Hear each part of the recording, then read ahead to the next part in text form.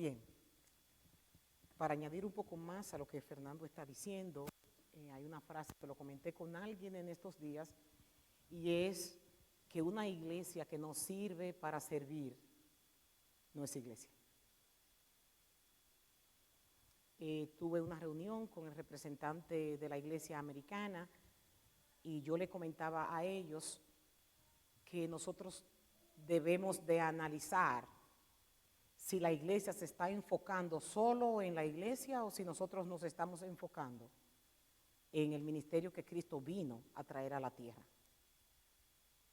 Así que yo quiero que usted reflexione y vea esto como una oportunidad que Dios le está dando. Paradójicamente, la predicación del día de hoy tiene mucho que ver con esto, sin alinearlo, sino que fue una predicación que yo preparé el día que William predicó y la traigo hoy para que nosotros podamos hacer un análisis de nuestra vida como creyentes, que hagamos un análisis de qué estamos haciendo y que veamos cuál es nuestra meta. Y ver si en ese análisis nosotros pasamos el examen de todas las recomendaciones que el Señor nos dejó en su palabra. Vamos a leer, y quiero que me acompañen, por favor, en el libro de Números, en el capítulo 20, Números capítulo 20. Vamos a leer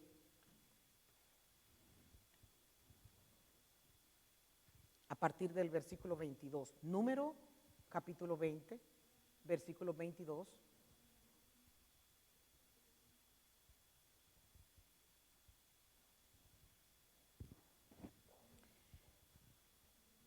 Este acontecimiento, muchos se lo saben, Moisés y el grupo que salió de Egipto estaba ya en el borde de entrar a la tierra que Dios le había prometido. Y sucedió esto, que partiendo de Cades, los hijos de Israel, toda aquella congregación, vinieron al monte de Hor. Y Jehová habló a Moisés y a Aarón en el monte de Hor, en la frontera de la tierra de Edom, diciendo: Aarón será reunido a su pueblo, pues no entrará en la tierra que yo di a los hijos de Israel, por cuanto fuisteis rebeldes a mi mandamiento en las aguas de la rencilla. Toma a Aarón y a Eleazar, su hijo, y hazlos subir al monte de Hor. Y desnuda a Aarón de sus vestiduras, y viste con ellas a Eleazar su hijo, porque Aarón será reunido a su pueblo y allí morirá. Y Moisés hizo como Jehová le mandó, y subieron al monte de Hor a la vista de toda la congregación. Y Moisés desnudó a Aarón de sus vestiduras y se las vistió a Eleazar su hijo. Y Aarón murió allí en la cumbre del monte, y Moisés y Eleazar descendieron del monte, y viendo toda la congregación que Aarón había muerto, le hicieron duelo por 30 días todas las familias de Israel. Vamos a orar. Soberano Dios y Padre nuestro, estamos ante tu presencia, Señor. Cada uno de los que aquí estamos tiene sus propias cargas, semanas difíciles, noticias desagradables, problemas en el trabajo, problemas familiares, problemas conyugales que nos roban la atención y nos alejan de ti. Cansados de una semana ardua. Señor, pero aquí nos has reunido con todas esas cargas humanas. Ahora yo te pido que la presencia tuya esté en medio nuestro. Que tú nos ayudes a bloquear todo pensamiento que pueda traer distracción a lo que tú nos quieres decir. Oh Padre eterno, nuestras vidas estarían vacías si no fuera porque tú nos enseñas, nos ministras, nos instruyes. Y yo te pido, ahora que estamos juntos, tú puedas pasearte por el corazón de cada uno de nosotros. Te demos la seguridad, como tú lo dijiste en Apocalipsis, que tú eres el que tiene los 7 candeleros y que te mueves en medio de ellos. Y que donde hayan 2 reunidos en tu nombre, ahí tú estarás. Esa es la seguridad que tenemos ahora, Señor. Nosotros tenemos unas luchas mentales. Y yo te pido que tú nos ayudes a estar concentrados exclusivamente en tu palabra, para gloria de tu nombre y también para tesoro de nuestras vidas. En Cristo Jesús yo oro y pido tu asistencia. Amén y amén.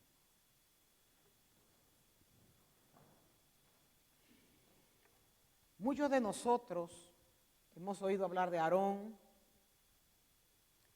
y Aarón fue un niño nacido en la familia de los levitas, y era el hermano mayor de María y de Moisés también. Dios le habló a Aarón diciéndole que se reuniera con Moisés en el desierto.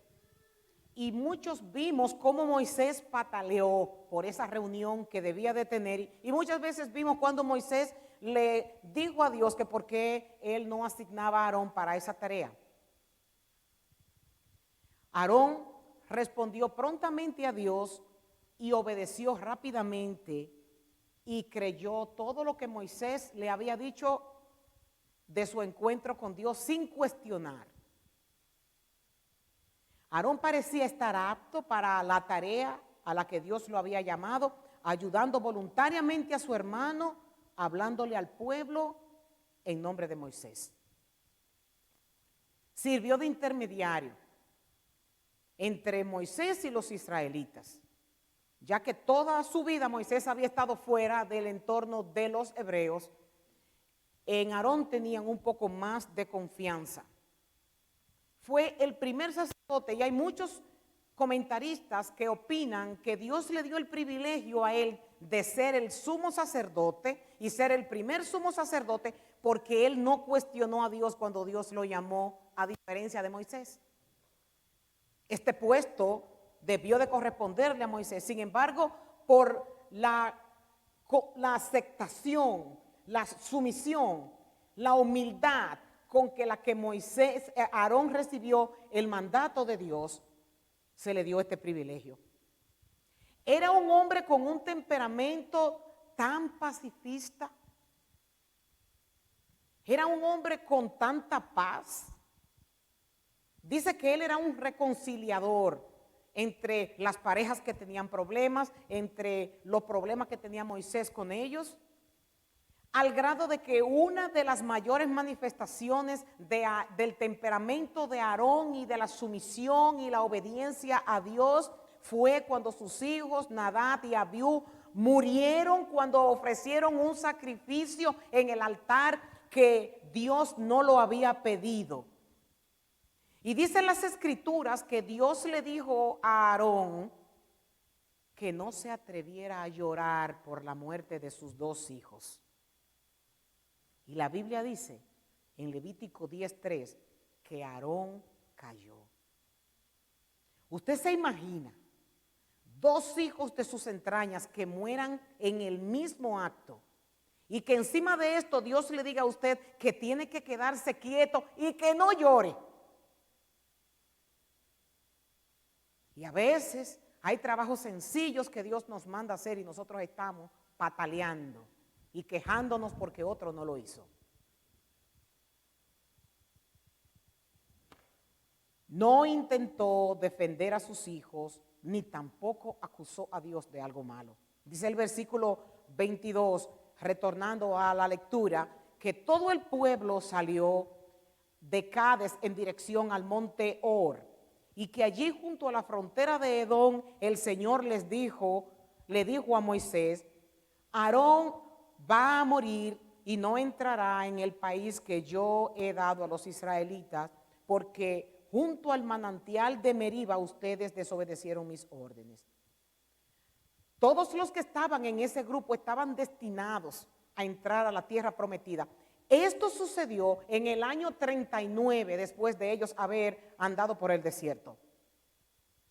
Y en ese mismo año, María murió.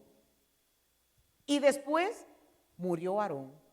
En el mismo año, Dios le da instrucciones a Moisés de cómo ocuparse de la muerte de Aarón. Y usted se preguntará, oye, pero ¿y cómo es posible que Dios le esté dando instrucciones a Aarón viendo a su hermano que no está enfermo y diciéndole, prepáralo porque va a morir? Hay quienes prefieren no hablar del tema de la muerte y lo ponen y se ponen un tipo de resistencia y se refugian en evasión o tabú. Y la muerte se convierte así en un tema intocable y se quiere vivir embotado sin pensar en ella. Sin embargo, a través de esta historia, yo quiero que nosotros analicemos lo que está pasando en nuestro planeta. En el estado de California, especialmente en Los Ángeles, cada 6 minutos muere una persona. 500 personas murieron en un solo día por el coronavirus. Nosotros ninguno estamos preparados para la muerte. Y no pensamos en ella tampoco. Es algo que lo tenemos como que no va a suceder en este tiempo. La manera de nosotros mirar la vida y de comportarse en ella determina en el hombre sus actitudes ante la muerte. La manera de mirar la vida y de comportarse en ella determina en el hombre la manera de cómo mira o de cómo ve la muerte.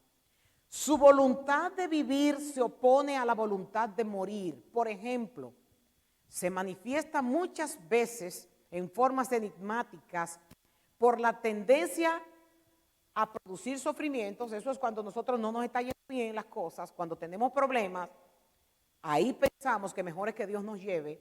Cuando tenemos problemas con los maridos, tenemos problemas con los hijos, tenemos problemas con las esposas, tenemos problemas con las metas, tenemos problemas con las pertenencias, tenemos problemas con nuestros planes. Cuando fracasan ahí, nosotros preferimos, pero por no sufrir, que Dios nos mande a buscar. Si se puede enfocar desde apariencias físicas, biológicas, médicas, psicológicas, filosóficas, religiosas, a pesar de todo, la muerte sigue siendo un intrigante. ¿Por qué? Porque nadie ha vuelto para contar qué ha pasado. Ahora bien,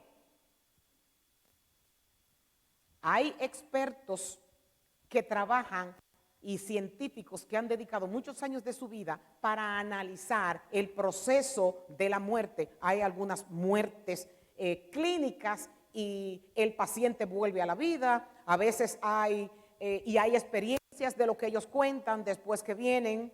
Se estaba mirando un artículo científico donde dice que han tratado de estudiar con ratones que aún después de morir el ratón está muerto, pero que hay como una actividad que no se ha ido. Ahora, hay 2 puntos de vista para la muerte. Está la muerte como castigo, cuando Dios le dice en Génesis a Adán, si comes de ese fruto, sin duda tú vas a morir. Y en otro lugar la muerte se relaciona ocasionalmente con un castigo divino.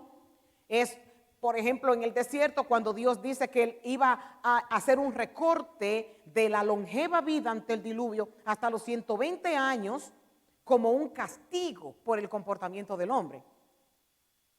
Cuando Él dice en Génesis 6:3 que mi espíritu no tolerará a los humanos durante mucho tiempo porque solo son carne mortal. Y en el futuro la duración de la vida no pasará de los 120 años. Dios fue cortándole la vida al hombre.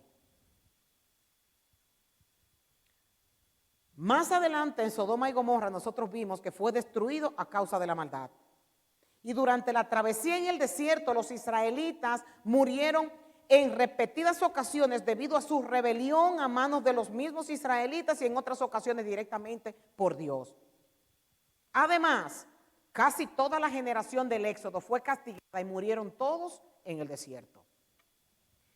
Está la muerte como el final de la vida, que este tipo de muerte no se muestra como un castigo, sino más bien como el fin natural de la vida, especialmente cuando ya ha sido plena y larga. En la Biblia destaca, por ejemplo, la palabra que dice llenos de días, y eso lo vemos en Génesis 25:8, cuando Abraham tuvo el privilegio, que dice que personajes como él tuvieron el privilegio de conocer el día de su partida. Abraham repartió sus propiedades, dejó resuelto todos sus asuntos y murió apaciblemente en una buena vejez, un anciano lleno de días. Asimismo, nosotros vemos en Sara, en Isaac, Jacob y José, que tienen este mismo calificativo: satisfechos si alcanzaron la vejez, y la muerte en la vejez era considerada como la muerte de todos los hombres. Pero definitivamente, ya sea por castigo, ya sea por sentencia divina o ya sea por largura de años, todos vamos a morir. Y este tema, pastora, hoy es importante. ¿Por qué es importante? Porque si tú te analizas, te vas a dar cuenta que tú piensas en todo menos en eso. Y no estás escribiendo un libro en tu historia por si partes mañana. Hay una analogía que dice que un señor muy rico murió y que cuando llegó al trono dijo: ¿a cuántos tú ayudaste mientras estuviste en la tierra? Y dijo: no hay problema, yo hago un cheque por todo lo que tengo. Y le dijo: aquí no se aceptan cheques, aquí lo que se aceptan son recibos. Significa que lo que se hizo y deje el comprobante es lo importante. Ahora, vamos a volver a la muerte de Aarón. A pesar que para Moisés era sumamente difícil, imagínese que ahora mismo le diga que usted prepare a su hermano para que usted lo vea morir. Él no objetó la orden de Dios, y su silencio ante la decisión divina es la posición correcta del hombre que sabe y es consciente de que en las tareas a las que nosotros hemos sido llamados, el único irreemplazable es Dios. Y le dice el versículo 25: lleva a Aarón y a su hijo Eleazar a la cumbre del monte Hor. Hay un comentario judío que dice que cuando Dios le dijo esto a Moisés, cuando ellos subieron al monte Hor, allí vieron que había una cueva y que había un lecho en esta cueva. Y que Moisés le dijo: súbete al lecho, y que él se acostó en el lecho. Y que le dijo: baja tus manos, cierra tus ojos y cierra tu boca. ¿Usted se imagina ese dolor tan tremendo de tú ver un ser amado, que tú tengas que despedirlo de esa manera en medio de un desierto? Aarón tuvo la satisfacción, por lo menos, de ver con las vestimentas del Cohen Gadol, que es el sumo sacerdote, a su hijo sucederle como el próximo sumo sacerdote que quedaría en Israel. Analizando yo las anécdotas que hay de personas famosas que han muerto, me encontré con alguien que estudia la muerte de Steve Jobs, el presidente de Apple. Y se dice que en sus últimas semanas él no dejó de trabajar con un cáncer para matarlo, que no dejó de trabajar ni de elegir puntillosamente todo lo que les rodeaba. Dice su hermana en el testimonio, la biografía que cuenta, que él estaba con su mente pensando que iba a construir unas computadoras para las personas que estuvieran en condiciones que él, con programas para que fuera más divertido o fuera más ameno la condición de estar esperando la muerte. Y que él escribía y escribía. E incluso hizo una selección hasta de las personas que lo atendían, y tuvo que pasar prueba 60 enfermeros para él seleccionar 3 de los que él creía que calificaban para que fueran su ayudante. Uno de los hombres que más dinero en estos tiempos ha tenido. Y no hay prueba de que él dijera antes de morir: me doy cuenta de que todo el reconocimiento y la riqueza que tengo no tienen sentido frente a la muerte inminente. Y sigue diciendo su biografía que cuando ya él iba a cerrar sus ojos, lo único que se escuchó decir de su boca fue: wow, wow, wow. Esos tres wow. Y los estudiosos de este proceso de muerte dicen que el nexo espiritual a él se le abrió y pudo ver. Lo mismo que le pasó a Esteban, que segunditos antes de él morir, él dijo que había abierto el cielo abierto y estaba observando cómo el Hijo del Hombre estaba sentado a la diestra del Padre. ¿Qué había visto él? No lo sabemos. A la hora de la muerte, el mundo espiritual es activado. Esto que nosotros tenemos es materia. Lo que tiene vida es lo que hace que yo esté hablando con ustedes. Lo que tiene vida es lo que hace que yo pueda moverme y que yo pueda tener capacidad de razonar, de pensar y todo esto. En el momento de la muerte hay un desprendimiento, y es que lo que me da vida, que es el soplo que Dios puso en mí para que yo pudiera pensar, para que yo pudiera tener intelecto, para que yo pudiera tener inteligencia, para que yo pudiera discernir, para que yo me pudiera comunicar con Dios, hace así. Hay una división. El cuerpo se queda y el espíritu inmediatamente sale. Y nosotros podemos ver a través de las Escrituras que hubo una guerra espiritual en el momento en donde Moisés murió.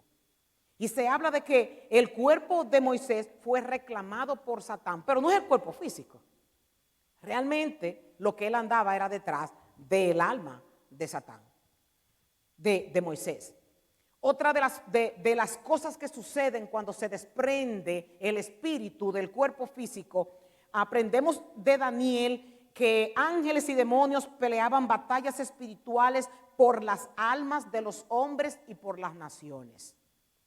En Deuteronomio vemos cómo nos describe esto un poco más cuando dice Deuteronomio 34:5 que Moisés murió allí en la tierra de Moab, tal como el Señor le había dicho, y el Señor dice que lo enterró en un valle cercano.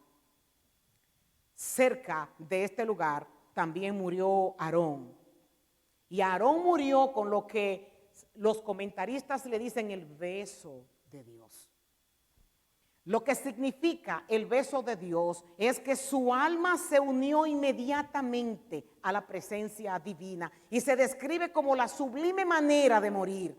El alma deja el cuerpo sin que éste ponga resistencia. Es por esto que ustedes ven que hay personas que ya tienen una sentencia y duran mucho tiempo en una cama y no mueren porque hay un apegamiento al material, hay apegamiento, aunque llega un momento y dice, pero ¿y cómo es que esta persona ha sufrido tanto? En el caso de Aarón, se dice que ese beso, el beso de Dios, si usted quiere lo puede buscar y analizar lo que significa esto. No es que hayan intercesores de que el ángel lleve el alma ante la presencia del Señor, sino que el mismo Dios descendió con su amor a recoger el alma de este hombre que fue tan importante. Los 3 hermanos murieron el mismo año. Los 3 que formaron el cuerpo de Israel murieron en el mismo tiempo. Hay un rabino que se llama Guadalía Shore, que él explica que mientras más la persona peca en la vida y crean un lazo entre su alma y los placeres de este mundo, más se le dificulta dejar la existencia física, porque sus pies están pegados a lo terrenal. Y es que hasta que nosotros no entendemos que el sacrificio de Jesucristo, que murió en la cruz del Calvario y que fue el primogénito que resucitó y que está sentado a la diestra del Padre, peleó esa batalla por nosotros en la cruz. Estamos tan desprendidos del lugar a donde nosotros vamos a ir, porque es algo que no está integrado aquí, es algo que nada más se dice aquí. La palabra del Señor necesita los dos efectos, el del conocimiento y de la integración al conocimiento. Y es por eso que se tiene temor a la muerte. Porque hay cierta fobia de no saber a dónde vamos, cuando las Escrituras nos han descrito específicamente qué va a pasar con nosotros cuando entremos en ese mundo espiritual y salgamos de este mundo físico. Si Dios tiene en sus manos las almas de los justos, como dice la Biblia, ¿quién podrá arrebatársela? Como dice el apóstol Pablo en Romanos 8, a partir del versículo 30. ¿Quién?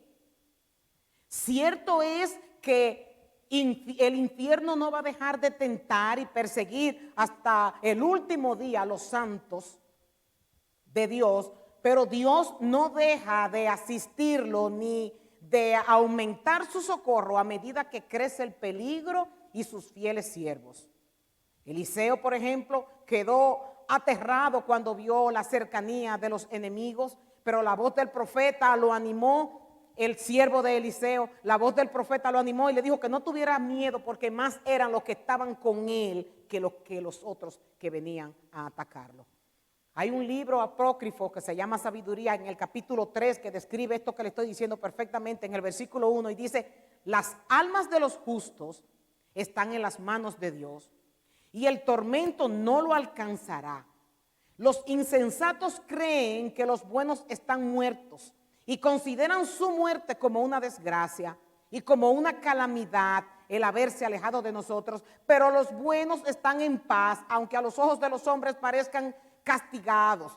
Abrigan la esperanza de no tener que morir. Después de sufrir pequeños castigos, recibirán grandes beneficios, porque Dios los puso a prueba y los halló dignos de él. Los probó como el oro en el crisol y los aceptó como un sacrificio ofrecidos en el altar. Este escritor lo que nos está hablando a nosotros, que Dios tiene un magnífico lugar preparado para todos sus hijos. El año 39, 3 hermanos, Dios los mandó a buscar. Y cuando ellos vieron que Eleazar y Moisés bajaban del monte Hor y vieron a Eleazar con las vestiduras de Aarón y no vieron a Aarón, ellos dicen que se preguntaron dónde estaba Aarón y Moisés le contestó que estaba muerto. Cuando nosotros leemos este pasaje, vemos que no se le comunicó a la congregación, sino fue solamente a Moisés. Y le dijo: llévate a tu hijo y llévate a Aarón. Cuando bajaron ellos dos, imagínense la impresión que ellos tuvieron de ver ese hombre pacificador, un hombre de hermosos sentimientos y que dice, corrió entre el pueblo, porque lo que ellos decían: ¿cómo es posible que este hombre haya muerto cuando este hombre había enfrentado a la misma muerte en un acto donde este ángel acabó con 100 y pico de miles de personas? En Número 16:47 dice que Aarón, en medio de una plaga, corrió y llevó los incensarios y se puso en medio de los muertos y la mortandad cesó, dice las Escrituras. Entonces el pueblo no podía creer que quien se plantó contra el mismo ángel de la muerte y detuvo esa peste, ese mismo día el ángel se lo había llevado. Eso significa que ninguno de nosotros estamos excepto a que ese momento va a pasar. Muchos rehúsan hablar de esto. Es más, son temas que se utilizan solamente cuando hay velatorios, cuando hay funerales. Pero si ustedes quieren librarse del temor de la muerte, mi consejo es que miren con telescopio con más frecuencia. Miren a lo lejos las colinas eternas donde se encuentra su herencia celestial, pues toda la gloria que Cristo tiene con el Padre es nuestra. Ustedes se sentarán en su trono, así como Él se sienta en el trono del Padre. Ustedes serán coronados como Él es coronado. Miren por encima de esta niebla y de esta bruma, más allá de la helada y de la nieve, a la tierra donde el sol no se pone nunca, donde los días de su aflicción habrán finalizado para siempre. Que su espíritu se regocije porque como son uno con Jesús, ya han tomado por fe posesión de la tierra donde no estarán más sujetos ni a dolor, ni a tribulación, ni a tristeza, ni a pecado, ni muerte.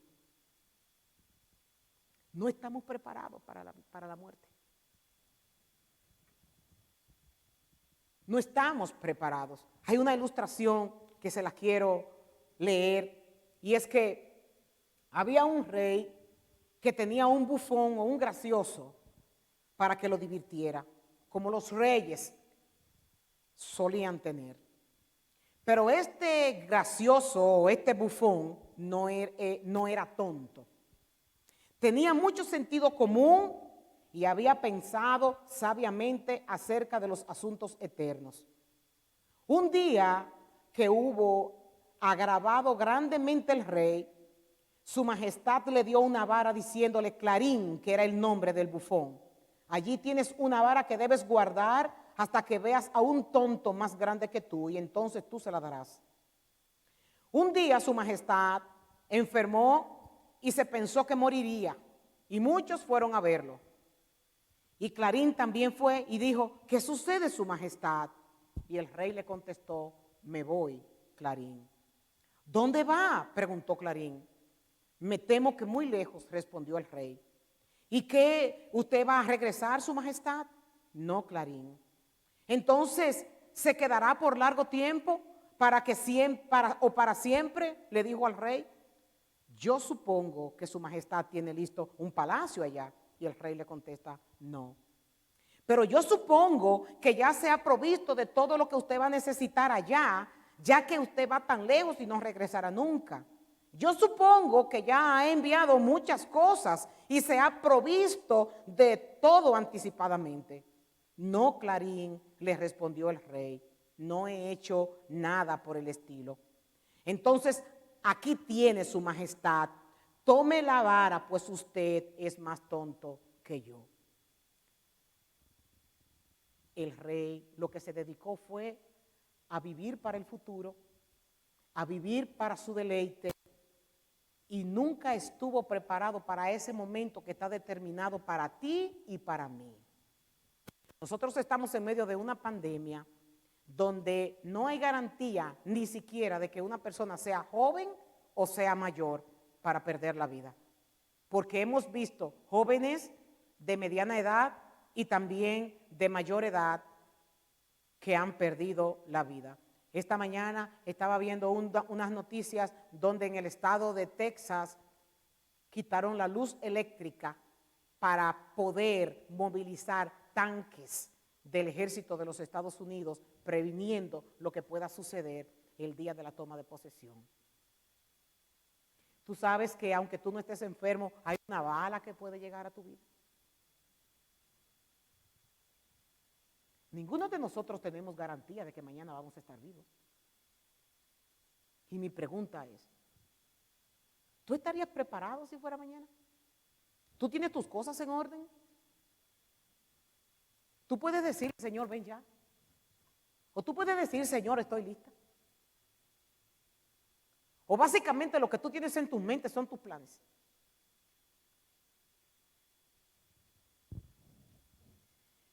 Si hay un hombre aquí que no haya hecho ninguna provisión para la eternidad y que no tenga una mansión, ni ningún lugar donde quedarse, ningún tesoro, ningún amigo, ningún abogado, ningún auxiliador allá, es un tonto gigantesco sin importar quién sea.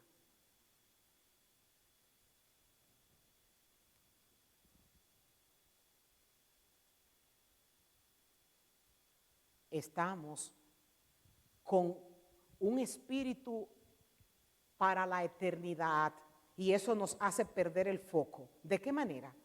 Como Dios nos creó para la eternidad, creemos que nuestra eternidad es aquí en la tierra. Y Dios quiere motivarnos. No es que nosotros no hagamos planes. No es que nosotros no tengamos proyectos. Es que tengamos un 50% de seguridad que ese proyecto se puede quedar por mitad hoy. No quiero ser patética ni pesimista, pero yo le decía al Señor esta mañana, yo tengo que hablarle a la iglesia de que nosotros tenemos que estar preparados hoy para morir mañana. Es innumerable la cantidad de testimonio que yo recibo de personas que lo que dejan son muchos líos después que parten, porque no tienen sus cosas en reglas, no tienen sus cosas en orden, no están preparados para ese viaje que nadie te lo va a quitar.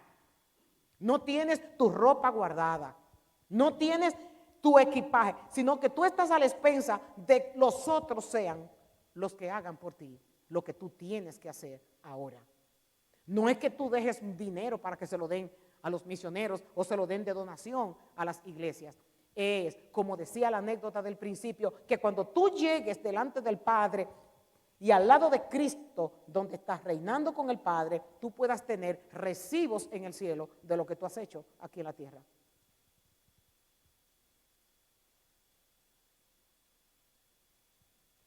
Preparándonos para la muerte.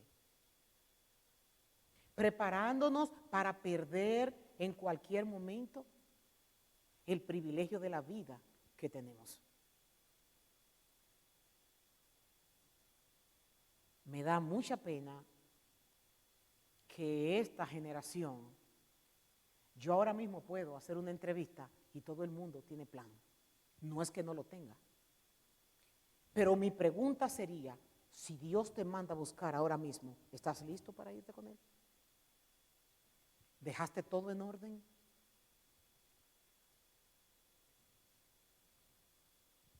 ¿Dejaste todo? ¿Tú tienes todo en orden para irte hoy con Él? Esa maleta tiene que estar hecha siempre. Una maleta donde lo único que tenga son recibos de lo que tú has hecho aquí en la tierra. No te apegues tanto a las cosas materiales porque todas se van a quedar. Está preparada para ese momento en donde Dios te diga que es hora de venir por ti. Y que así como Aarón estuvo preparado,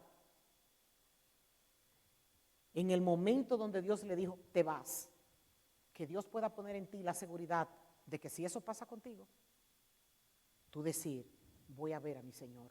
Cristo hizo todo el sacrificio por nosotros, pero ha dejado una responsabilidad en nosotros. No se apeguen a las cosas del mundo, sino apéguense a las cosas que están en el cielo, que son eternas. Que Dios nos ayude a nosotros poder entender que nuestra vida está muy frágil en este tiempo y que podamos cambiar nuestra mentalidad de trabajar para las cosas que son eternas. Que Dios apresure y te haga sentir el peso de la responsabilidad como creyente y representante de Cristo aquí en la tierra, de qué debes de hacer. Que tus planes terrenales no te roben los planes de lo que es celestial, de lo que es eterno, de lo que es para siempre. Que la representación tuya de Jesucristo aquí en la tierra sea como la de Él cuando decía que Él no tenía, que las zorras tenían su guarida, pero que Él no tenía en dónde recostar la cabeza. Cristo no estaba hablando literalmente que Él no tenía en dónde dormir. Lo que Él estaba hablando era del apegamiento a las cosas materiales. Que Dios nos ayude y que Dios tenga misericordia de cada uno de nosotros, porque somos una generación materialista y solamente pensando en nuestro deleite, en lo que nos puede hacer daño, sin pensar que si nos vamos hoy, todos nuestros planes quedarán en la nada. Vamos a ponernos de pie.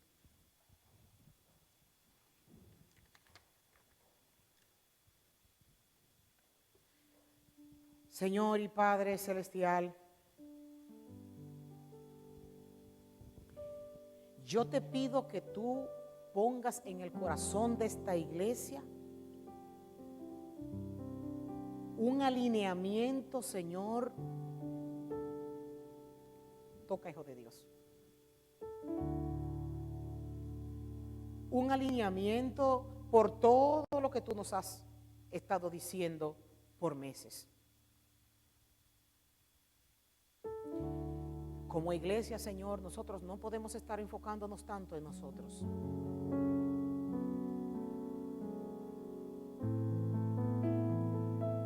Ay, Padre, ¿cuántas familias en este día han perdido 3 miembros? ¿Cuántas personas están hospitalizadas y sin esperanza? Y tú que ves el futuro, ¿cuántas personas están sentenciadas a muerte ya?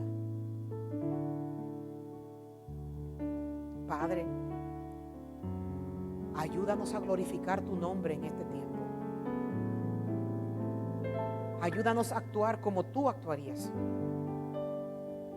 Pon en nuestro corazón el peso y la responsabilidad de ser representantes tuyos aquí en la tierra.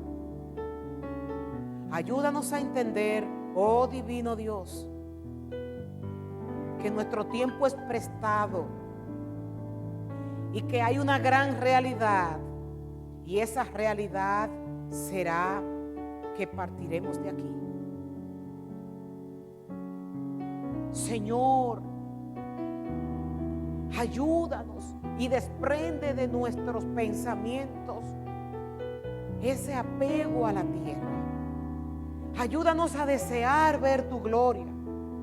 Ayúdanos a querer ver cómo tú estás coronado en majestad al lado del Padre.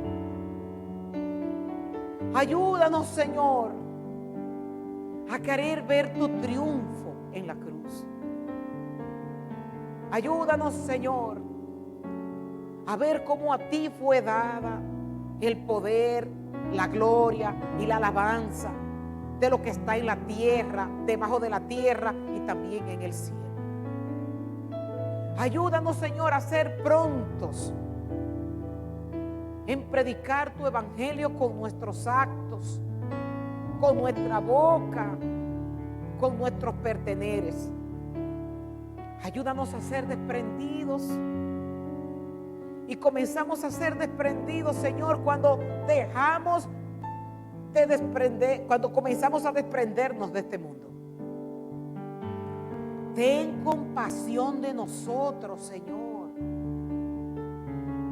Ayúdanos a vivir como si fuera el último de nuestras vidas, a arreglar nuestras cuentas con nuestros semejantes, a mostrar amor al que se nos acerque, a ayudar al necesitado, a darle consuelo al enlutado, a estar, Señor, cuerpo a cuerpo con el que está enfermo.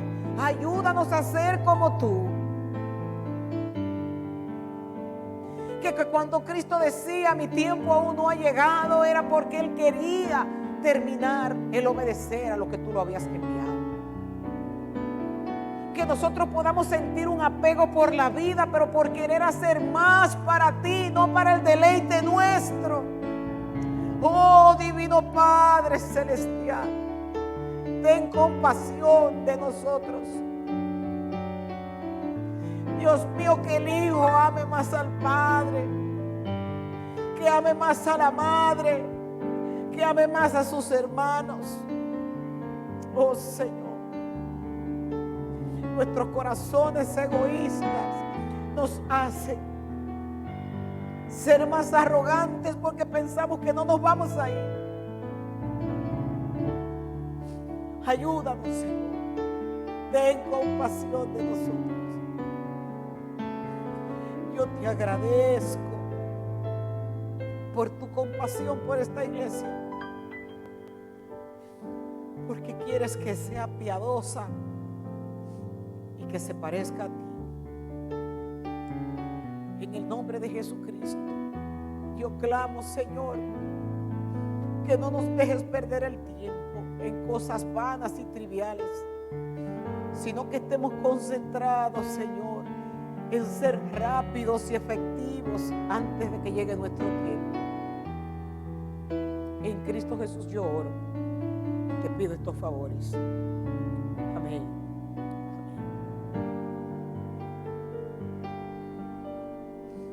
Bien. Vamos a tener 5 minutitos antes de que se vayan, por favor.